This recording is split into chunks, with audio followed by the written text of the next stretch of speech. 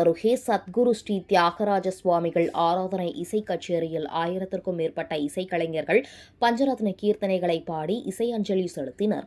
சங்கீதமும் மூர்த்திகளில் ஒருவரான சத்குரு ஸ்ரீ தியாகராஜர் திருவாரூரில் பிறந்து திருவையாற்றில் வாழ்ந்து திருவையாறு காவிரி கரையில் 1847ஆம் ஆண்டு முக்தியடைந்தார்.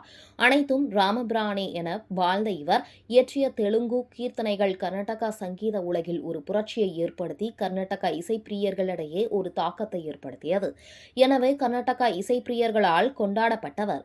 தியாகராஜரை நினைவு கூறும் வகையில் திருவையாற்றில் ஸ்ரீ தியாக பிரம்ம சபா சார்பில் ஆண்டுதோறும் தியாகராஜர் ஆராதனை விழா வெகு விமரிசையாக நடைபெறும். அதேபோல் இந்த ஆண்டு தியாகராஜரின் 179வது ஆராதனை விழா கடந்த 3ஆம் தேதி தொடங்கி தினமும் பல்வேறு இசைக்கலைஞர்களின் இசை கச்சேரி வெகு சிறப்பாக நடைபெற்றது. இந்த நிலையில் ஆராதனை விழாவின் முக்கிய நிகழ்ச்சியாக பஞ்சரத்ன கீர்த்தனை விழா இன்று நடைபெற்றது.